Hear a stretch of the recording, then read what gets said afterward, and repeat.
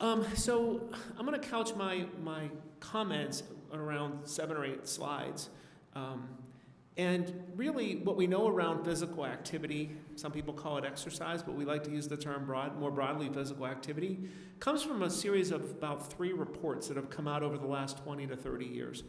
Prior to that, exercise physiology was the foundational work that was done. And back in the 1950s, we started to see some epidemiological observational studies that started to suggest that it wasn't just about exercise being done at the Harvard Fatigue Laboratory, but things like individuals who worked on buses in England, and the folks who walked around and picked up tickets had lower chronic conditions like cardiovascular disease compared to those who drove the buses. So the idea that it wasn't necessarily that you had to be exercising, but that you had to actually be physically active.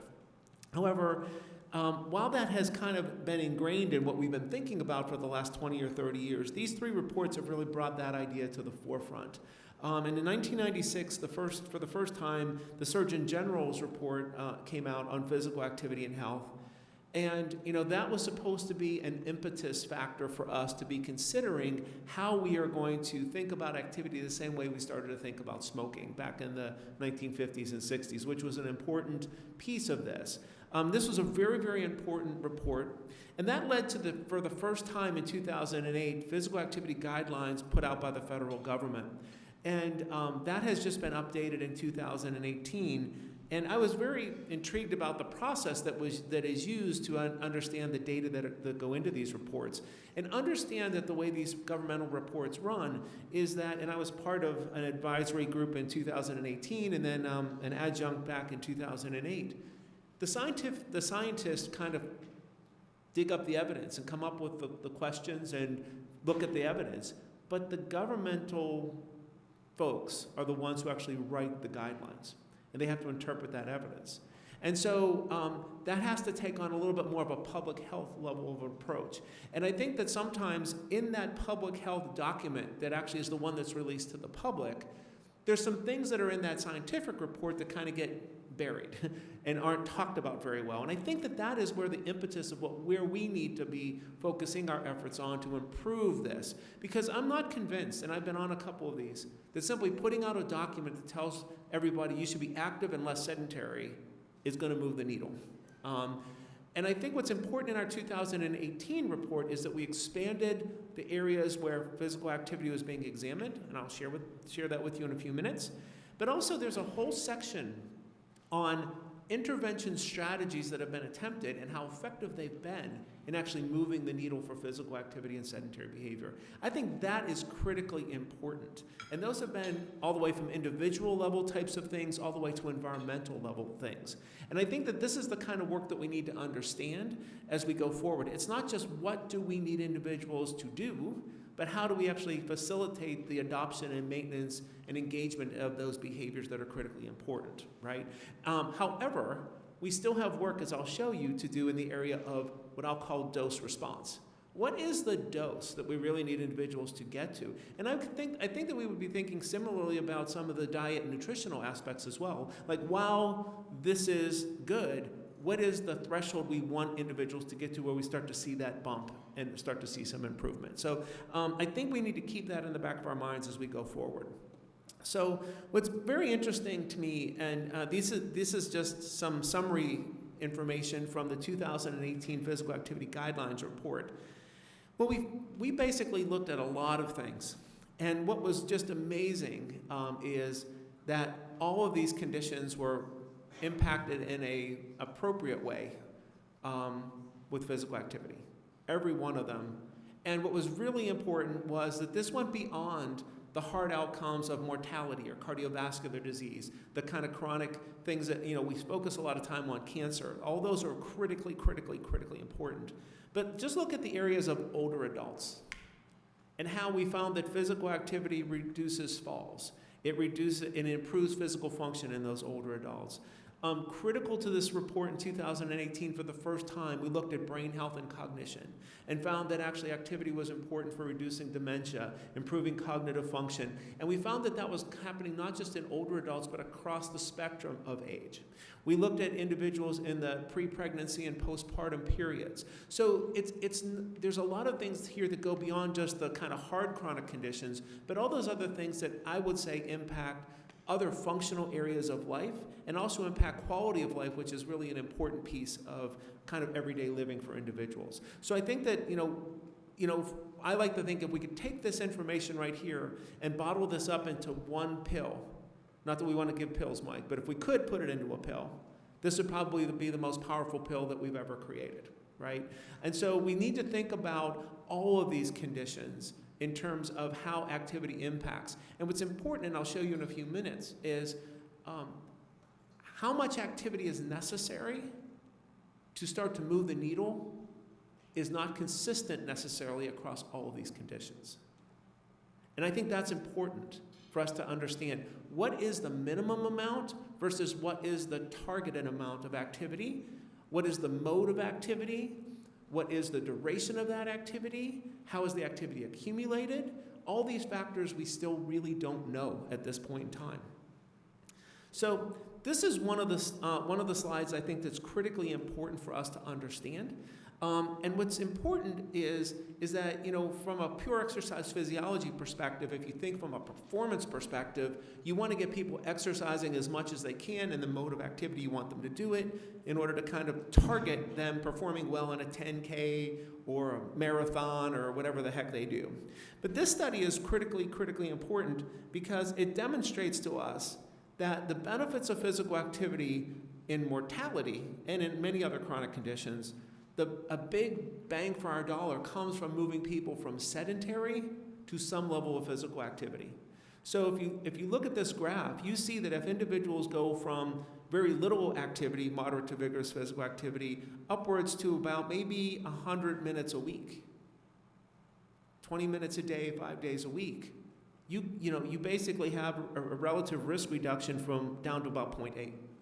If they move out just a little bit more, it goes down to 0.69. They don't have to be training for the marathon. They don't have to be training for the 10K. They don't have to be, going to the gym 7 days a week and really hammering it. Because once you get out to a certain point, the line flattens out. And so the benefits there are probably not health-related benefits, but more performance-related benefits. And I think that's what we have to help people understand. And also medical providers, nurses, doctors, everyone, that we don't need to be all the way out on that threshold. The other piece of this, and this is a consistent finding across all of these studies that have looked at physical activity and chronic conditions, mortality, is that when you start to get way out there, it starts to bump back up. And we still don't know why that is. Is it that there's just, that activity is just, you just can't tolerate it? Or is it that now level of activity is also starting to beat the body down in a way that, we start to talk about inflammation and all the other things. Is this actually causing a detriment to a person's health as opposed to a benefit to that person's health? And we still need to understand why that is. What's critically important on the bars is that actually is the percentage of adults in this particular study that are engaging in that amount of physical activity. So what you can see is that by far, most people are sedentary. And you start to move things out, and even though you get out to that higher level, there's fewer and fewer and fewer people out there. And so we really need to think about how do we get that large group in that zero out to that first bar. Once we get them to the first bar, how do we get them to the second bar? This is behavioral science. This is not biological science. However, biology may be driving this in some way that we don't completely understand at this point in time. So these things have to be linked together. This gets to the point of what dose causes what, or is associated with what. Got to be careful of cause here. But you start to look at chronic conditions, and these are just 5 that we looked at in this particular graph. And what's really important is if you just pay attention to this, you start to look at ischemic stroke. And you see that line bumps down pretty quickly early on in the amount of activity where you start to see this big reduction in ischemic stroke. But you start to then look over at breast cancer, and that seems to be more of a consistent line, more of a consistent dose effect. The more you do, the better the effect is. And this is just to point out that it's not a one-size-fits-all based upon the chronic conditions that we're actually trying to target. And that we may need to have varying modes of activity, varying durations, varying intensities of activity that may impact this. I know Fabrizi is aware of this. We're working on a project together, and we've looked at some early data in one of our prior studies in older adults. And we looked at cognitive response. And we actually looked at it and compared to basically an aerobic exercise condition and what we'll call a mindful movement condition. And we found that both of those improved cognition, but they improved different domains of cognition. Different domains of cognition. And that's really important because it may not be just get everybody to go out and walk. Maybe we need to combine walking with something else that has mindful movement with it. Maybe we need to combine that with some resistance training because that's going to have a different effect. So it's not, yes, get everybody to do something, but then we have to refine this. This gets to that precision piece of physical activity that I think we aren't at yet at this point in time. I think this study, this slide is telling. This is a slide that my colleague and I, Peter Kaczmarczyk, who's at Pennington Biomedical Research Center, came up with as we were going through the guidelines report and trying to figure out how do we give clinicians something to look at that they can use with their patients. And what this did was this took one of the studies that was out there, one of the large studies that compared the health benefits of reducing sedentary behavior with the health benefits of increasing moderate to vigorous physical activity, and looked at outcomes. This one in particular is mortality. And what you see here, red is the bad color, green is where you want to go. So if you go all the way to the top left and you look at that individual who might be in red, they're very inactive and they're very highly sedentary, right? It's not one or the other, they can be both. They are the worst possible case. But if you take that individual and you reduce as much as possible their sedentary behavior, but you do not increase their amount of moderate to vigorous physical activity, the color goes from a dark red to a lighter red, but it stays red. As they start to move out the spectrum of moderate to vigorous physical activity, it then starts to go yellow, then green, and so on. That even if you completely reduce sedentary behavior, you haven't maximized the health benefit. You start to maximize the health benefit by moving into more moderate to vigorous physical activity while reducing sedentary behavior. So this is an important piece. This is really important. Think about a standing desk, right? You take a person, you say, okay, what we're going to do is reduce your sedentary behavior by getting you to stand more throughout the day. But they then stand like I am. I'm not sedentary right now, but I'm also not moving around very much. Versus getting people to stand up during their workday and move around during that workday. That, compared to standing still at a desk, are going to have very different benefits. We still are trying to figure that out. So, I think that this is, I mean this to be funny, but maybe it won't be, but it costs a lot to put a standing desk up. Why don't you just give people water bottles and have them drink as much water as they possibly can during their workday? They're going to have to move at some point, right? That's a lot cheaper than buying everybody a standing desk, right? Just thinking kind of creatively, is it about standing or is it about moving? Is it about standing or is it about moving? We don't have those answers yet. I think it's about standing and moving, not just standing. And I think this slide really helps to indicate that. The other key aspect of where we need to go with physical activity and exercise is in this slide. I was part of a group that was convened by the NIH, and we published this paper in Cell Metabolism in 2015. And this is a very generic piece. This is one of the papers on the bibliography that I provided.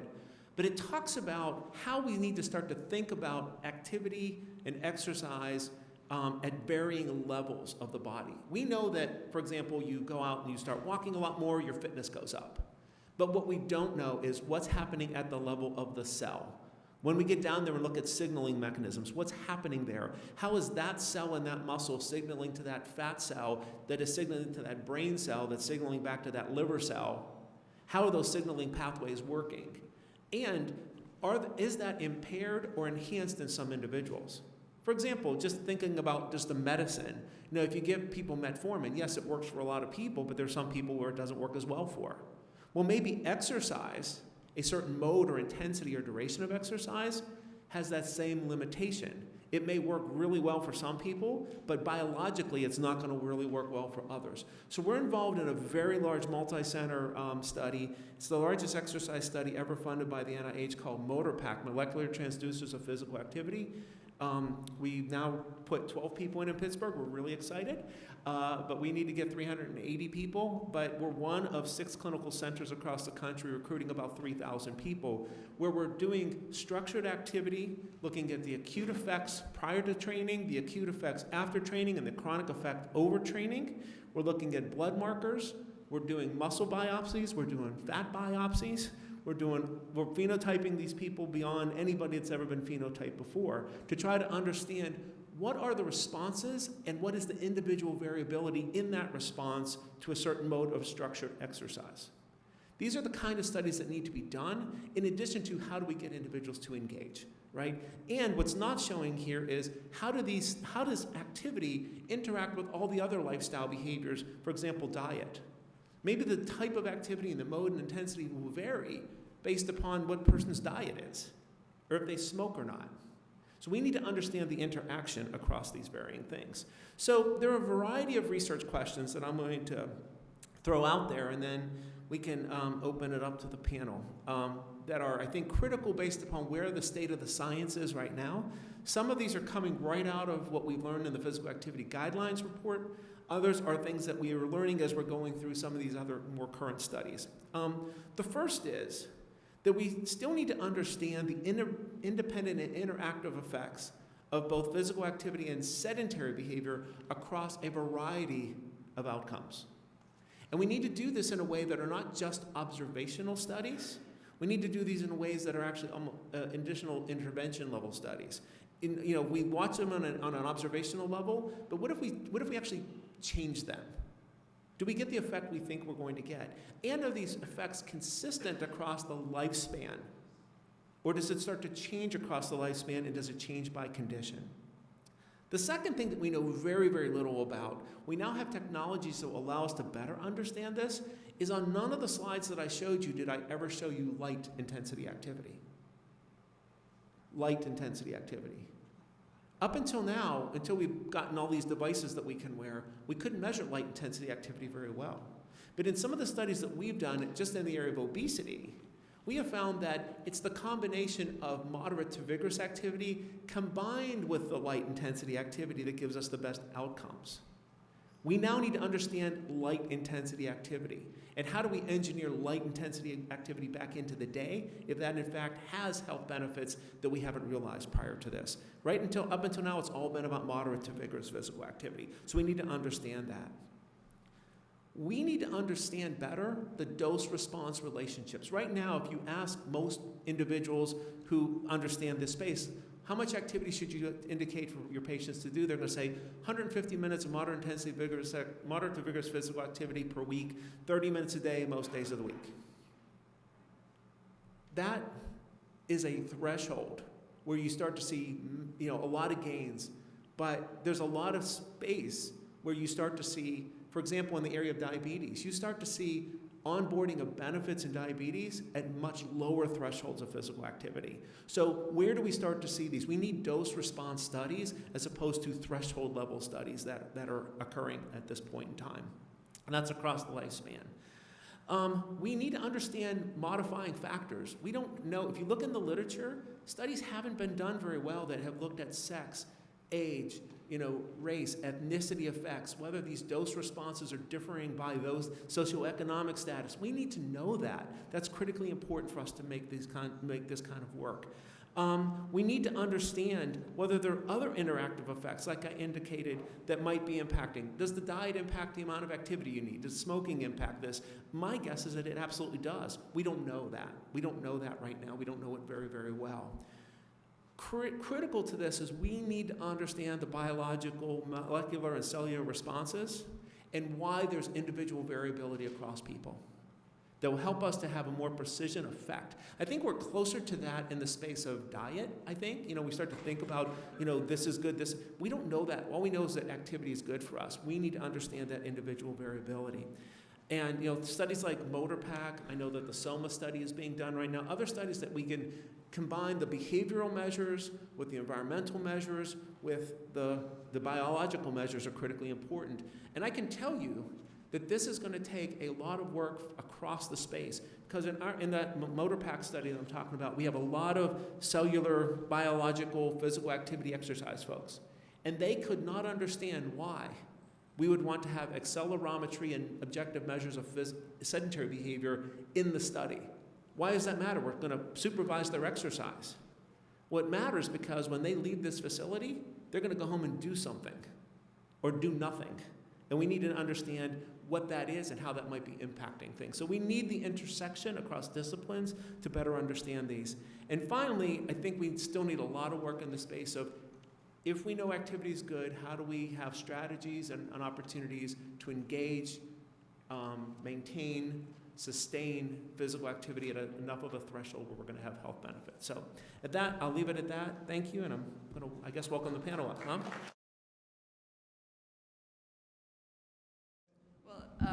So thanks, and John's comments about dosing and individualization of exercise is an important next step really resonated with me. So as a physiatrist, exercise is the most important tool in my toolbox, but what I've also seen and learned and started to study more is, despite the fact that it has a great side effect profile, when we're thinking about individualizing exercise, we have to think about the dose, the frequency, the thresholds, the intensity, because otherwise, particularly with patients who have any sort of musculoskeletal complaint or pain condition, we very often take 2 steps forward and 1 step back with these patients. So we're encouraging them to exercise, but if we're providing the wrong types of loading, what we start to see is enhanced inflammation, and then they pull back even more, and they don't want to exercise, or they tell me that physical therapy failed. I hear that very, very commonly. So it's important for us to understand these thresholds scientifically as a framework for how we think about this. So if you want to pull, this, and I'm not going to get into the esoteric part of the basic science of this data, but really it's just to drive home the point that there are differences with different thresholds. So this first bit of data is data from intervertebral discs loaded under conditions of inflammation. And what we can see is an anti-inflammatory effect of mechanical stretch. Not terribly surprising for this audience, but certainly it's impactful when I talk to my patients about this. So we talk about not just exercise as being good for your cardiovascular health and your weight and everything else, but actually anti-inflammatory. Not just systemically anti-inflammatory, which it certainly is, but also targeted to the individual tissues. Secondly, the loading can also stimulate remodeling, and we know this historically with bone and muscle, that's what we do, but all tissues are responsive to this loading in ways that can actually help repair, help regeneration, and help remodeling of the tissues. And what we can learn from this data are what are the molecular key points that we can then study. So again, we have to get out of the cell culture system and the tissue level loading systems that we've done and start to look at this in humans. And what we've done with this work is we've allowed it to rationally inform what are the molecular biomarkers we're looking for in the whole human, in the whole organism, in response to mechanical loading.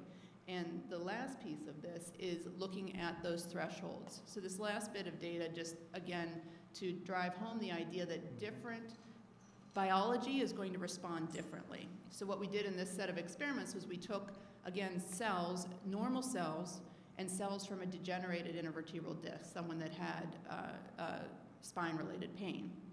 And what we're able to demonstrate is the same amount of loading that was anti-inflammatory and beneficial and anabolic in the normal cells was actually pro-catabolic and pro-inflammatory in the degenerative cells. So it tells us we need to think very much about where that person is coming with their individual biology and their individual background before we start to assign an exercise-based regimen if we hope to not, again, take that 1 step back every time we're trying to take 2 steps forward. So the lessons from this, and this is obviously central to low back pain, which is my area of research, but it's individualizing to the person's personal biology, personal level of degeneration.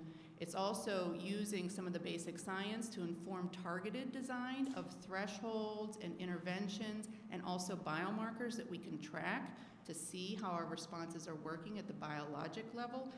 But then, more importantly, where I think we need to go next is start to allow the data to tell us what we don't know. So if we continue to just cherry pick, if you will, the individual biomarkers that we think are important, we're going to miss the big picture. So now that we have access to big data sets and metabolomics and proteomics and genomics, we need to explore that and allow the data to tell us what we should be looking at in order to figure out how to dose exercise in a more effective way. Beautiful. Thank you. Please introduce yourself to everybody. Yeah, my name is Fabiana Ambrosio. I'm in the Department of Physical Medicine and Rehab here at Pitt. Mike and Yoram, thank you so much for inviting me to participate in this day, and for everybody who has played a hand in organizing. It's really a terrific event. And you know, so I really love this tagline, from molecules to models.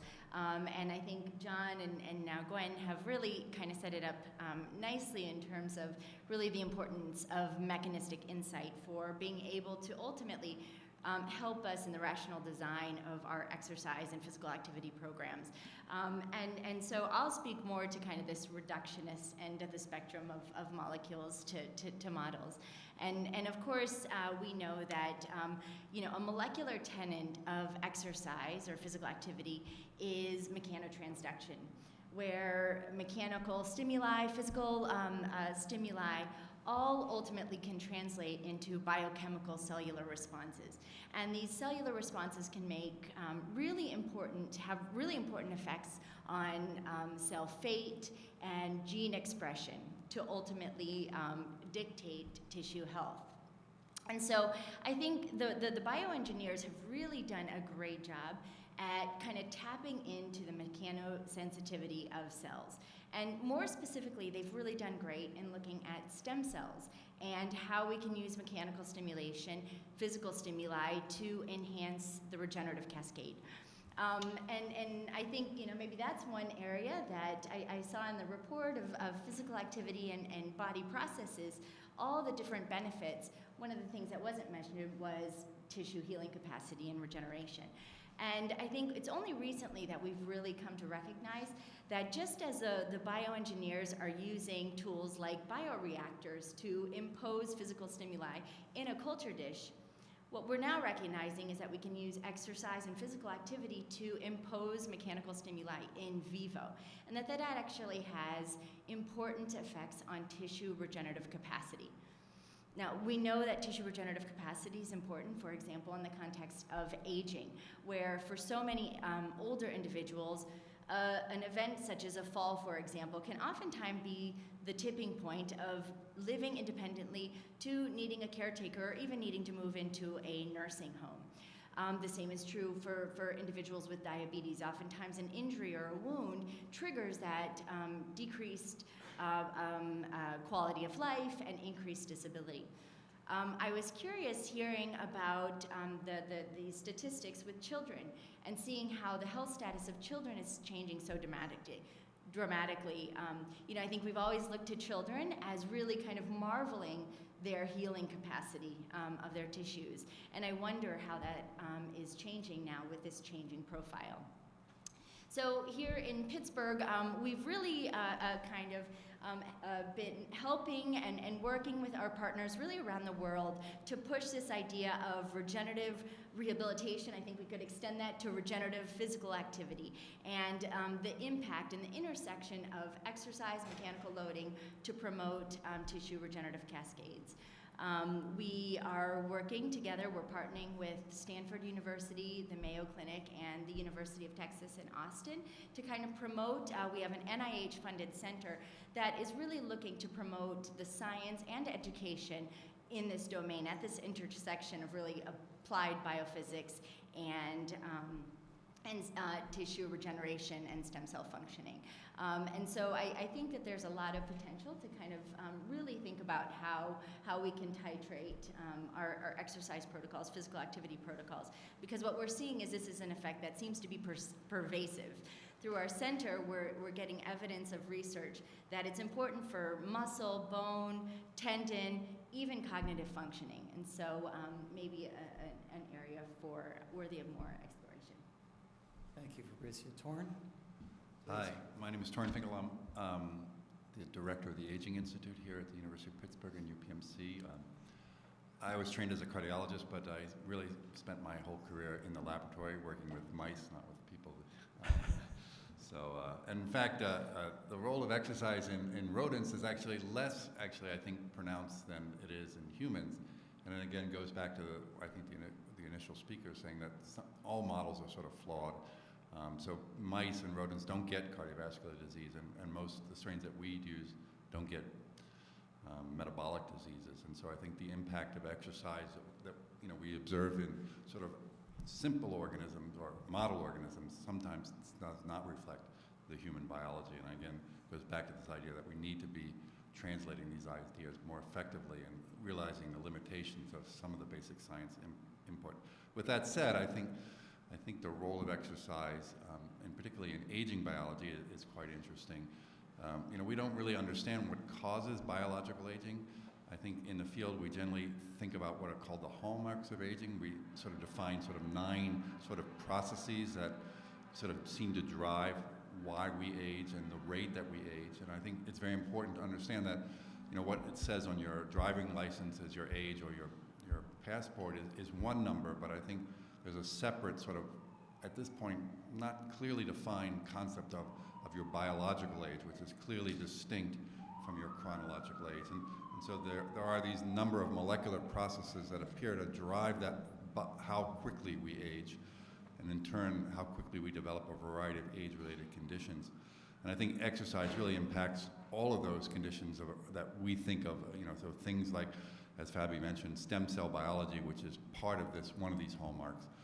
Exercise clearly is shown in various different niches in the brain, in muscle, and other things to stimulate stem cell self-renewal and stem cell properties. But it does other things.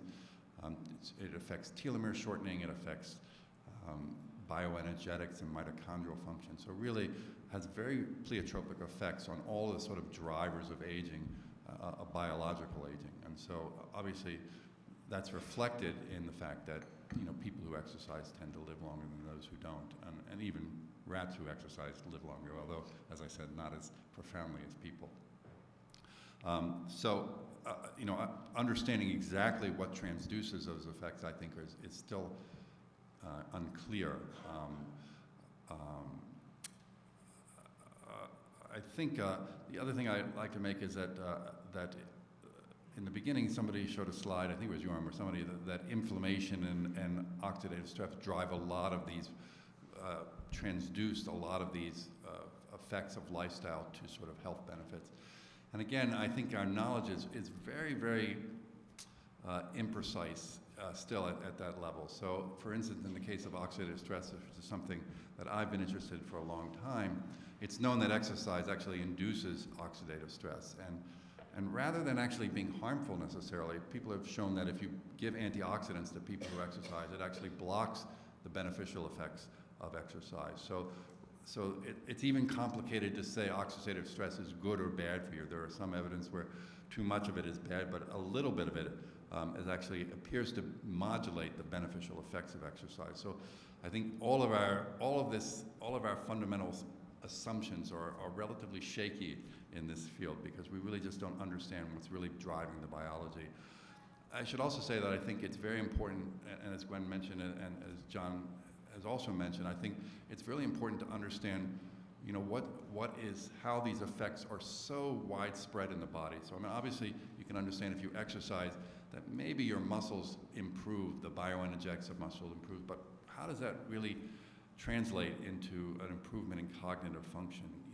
Where is that signal coming from that allows the brain to understand that the muscles have been exercising? And clearly, I think the thing that makes the most sense is that there's something secreted in the circulation that's important. And I think this notion of that there are things called exerkines, that are things that are released into the circulation, of which now there's really no non-biased approach to figure out what those are. People guess at what they could be, but I think guessing is not necessarily how biology works. So I think understanding what the whole spectrum of those exerkines are and how they can be used to understand, again, what the threshold should be for various conditions. If the ability to get a serum marker of your individual body's response to exercise, I think would be fundamentally important to understanding, rather than target heart rates or other things, to really get at the molecular basis of what's driving it.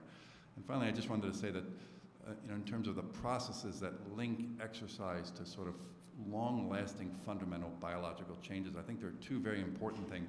One is this, in my mind, that's been shown, is this process of autophagy, which my lab and other labs are very interested in, which is a sort of general process of quality control in your cells and tissues.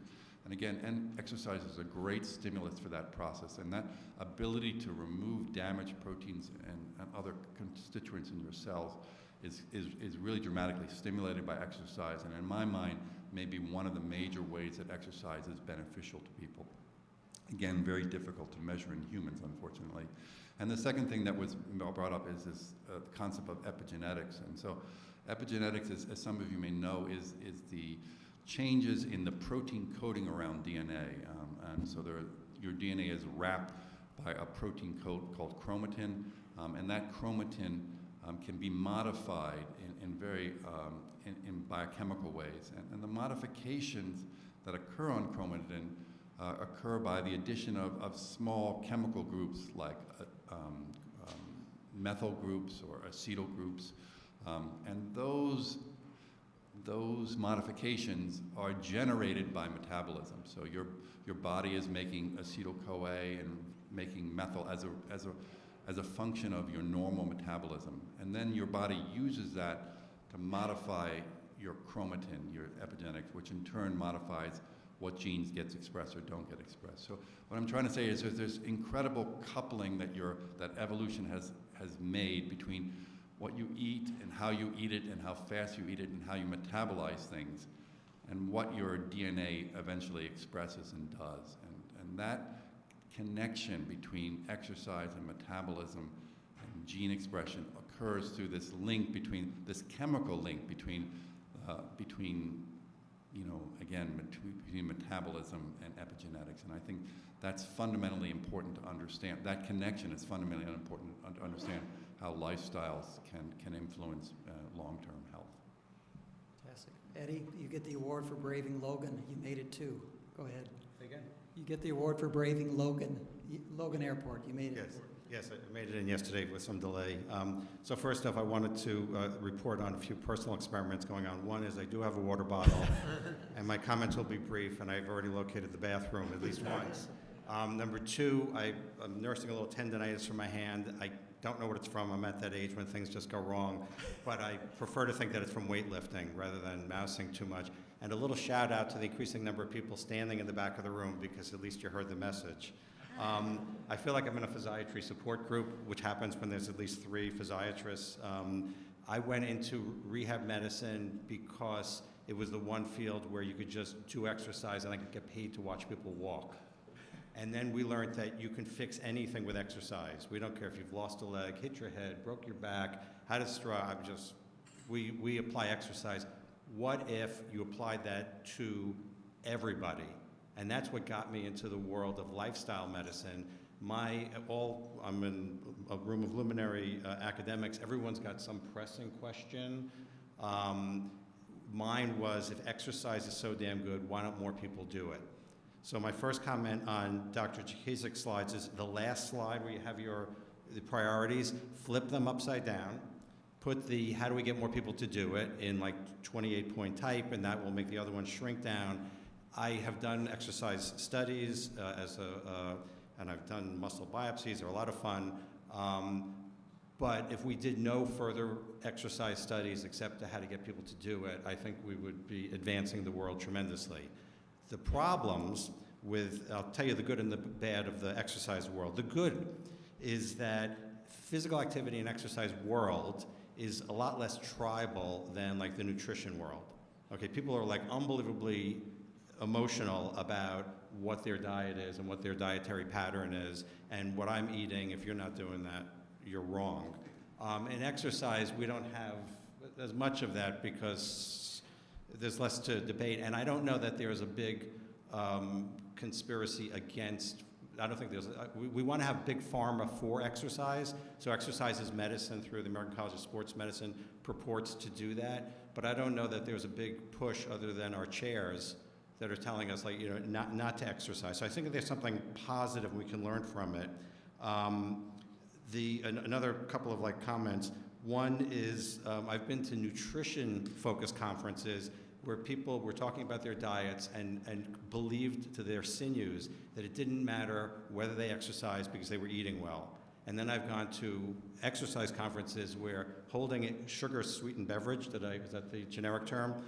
They said, you know, I exercise, so it doesn't matter how I fuel my body. I'm like, we've got to get these worlds aligned. We have to do this all together. We need to market exercise better. It's been mismarketed, and I'm quoting from colleague Michelle Segar, who's, amongst other things, a professor at Michigan and on the National Physical Activity Plan as head of communications. Exercise has to become a gift, not a chore. It's something that you choose to do because you just feel better. And that brings me to my last comment, which is that as excited as I am about exercise, and I've counseled, like my colleagues here, so many people like just get more active, it does not resonate with patients until you figure out what their purpose is. I'm at the VA now, and I got another chance to talk about that. We talk about mission, aspiration, and purpose. And once I figure out why you're on this planet and what you want to do with your life, if at that point you intuit that getting more active is going to help you achieve your goals of washing your grandchild in the tub, which is actually tough to do, or throwing a ball with your kid, or just, you know, walking with your family, only then will people choose to do the exercise. And then all of the mechanisms, they just sort of happen. And I'm sort of speaking as a clinician, like people, they fundamentally don't care unless they realize that they feel better and they can do what they want to do. So I want to align the worlds. Last thing, we need to enter into this conversation the world of health coaching, because I don't know that there's what the representation is, but there's tremendous work going on to figure out how to do the verb of lifestyle medicine, which is how to get people to adopt and sustain healthier behaviors. And that's it. Thank you. Thank you for that. Let's take a couple of questions or comments, because this is such an august panel. We want to be able to do it if you come to the microphone. I will tell you, Gwen looked at me. We've launched a program here at UPMC called Prescription for Wellness, in which doctors, to her earlier comment, we weren't trained in any of these things. But wouldn't it be nice through the EMR to write a prescription that goes immediately to a health coach? You fill that prescription, and the word is prescription, not referral. It's a prescription. We expect you to fill it, and Dr. Sowa will hear back in 30 days how you're doing with the assistance of a health coach. It's a great platform. We do that. So yes, sir. My comment extends your comment. And what is it that institutions such as UPMC or AMA or your individual clinical specialties, you know, when it comes to diet, we have all these dietitians, all right? And it's part of endocrinology and with metabolism. Why is it we know that physical activity, any form of activity, is beneficial in whatever respect? So why is it that American medicine does not have a proactive program? I challenge this, for example, here at UPMC alone. You know, we have a very good sports medicine department, you know, fantastic in terms of rehab. But it seems to me when I go to my PCP, we talk about exercise and physical activity because he's involved in that research. But when it comes to intervention, to your patient care, it doesn't exist. So what could be done? You know, somebody said doctors have so much time. I mean, they have too many things to do, so they can't do this. So why don't we make a proactive decision as an institution to do it? I think, if I could, that's to John's purpose of establishing the Lifestyles Institute, to get this more foundational rather than something out here. But John? Yeah, just real quick, it's a good comment. You know, we've done some work in this space, and what we find is that a couple of things. We've surveyed doctors and nurses, primary care nurses and critical care nurses, as well as a variety of physicians. They prioritize, if you give them 10 factors, you know, that you ask them to do related to lifestyle, like medication adherence, diet, all these different things, and activity is one of those 10. 10 is ranked 9th or 10th of importance in the things that they want to spend their time doing, because there's other things that they feel they need to do. The second thing we find is that they report that they don't have the training and the self-efficacy to talk to their patients appropriately about physical activity. It's not what they're trained to do. So part of this is institutionalizing that this is something that our physicians and our trainees are getting trained on, as opposed to saying activity is good for you. How do we help them talk about physicians? And the last thing is, exercise physiologists and physical activity interventionists are not at the same level of recognition as dietitians, as physical therapists, as occupational therapists. I've worked in a physical therapy clinic, and I can tell you that the physical therapists know about physical therapy activity, but they don't know about physical activity as it relates to the things that we're talking about here and how to intervene in that perspective. So I think we have a group of trained, our department actually, health and physical activity, we're training the exercise physiologists, but everybody does what you do and they say sports medicine. That's not where this is being trained. It's being trained somewhere else, and it's not being recognized. So I think we need to bring that into the fold. I think the other problem is how do you charge for it? Well, we'll take that off. We'll take that off the table for the time being. Right, let's go, Eddie. Just and then real Gwen. quick comment to add to Dr. Jakicic is, if you have a more physically active clinician, they will transmit that message to all of you in the audience. You should go to a healthier clinician because you'll get better messages. And if you find a doctor who has adopted exercise, they will not shut up about it. So, Gwen? I think one of the other important pieces of this is the interdisciplinary nature of how we need to devise our clinical treatment teams. Because when a physician in a silo says, go exercise, go to physical therapy, go see a dietitian, and that's where it ends, there's no endorsement there. Whereas if someone says, I want to introduce you to a physical therapist that works with me, they're going to help guide you in a safe way to start your exercise program and help you along the way. There's going to be some bumps in the road. There's going to be some days where you don't feel like doing it. They're here as your resource, and I trust them. That's very powerful, and that accountability and then that feedback from the interdisciplinary team is very, very impactful, because behavior change, as John alluded to, is very difficult. And so patients can't just be left to their own accord to fix their diet, fix their exercise regimen. If you embed, and we did this about 3 years ago actually in partnership with our health plan, where we designed a musculoskeletal health program that embeds behavioral health and dietitian and physical therapy and exercise modalities and lifestyle changes into the clinic, where all of the members of the clinic talk about it together and talk about the patient and partner with that patient and endorse each other for what they're doing. You start to get some trust from the patient, and that motivates them somewhat. So let's take a question and comment from Dick, and then from Debbie, and then we'll move on to the next panel. Dick. Richard Jackson, Professor Emeritus at UCLA. Dr. John, thank you very much. In 1994, I was in 96, Dr. Satcher's office, the director's office at CDC, as they were getting ready to put out the physical activity report. And the 24 or so people in the room were reviewing it and very impressed by all the data. There was something else going on roughly around that time, which was that N. Haynes was reporting a snapshot of the health of Americans, very powerful data, 4 or 5 years worth of data. At that time, excellent health among adults 46 to 64 was 32% of our population. It's now 13% of our population. At that time, regular physical activity was 52% of our population. Today, it's 17% of our population. And predictably, people say they don't feel good, and the rates of canes and wheelchairs, et cetera, have gone up. Well, I raised hell at that meeting with Dr. Satcher and the physical activity people saying, CDC has no right to issue this report. What's he talking about? How can we tell people to be physically active when there is not a sidewalk within 5 miles of CDC?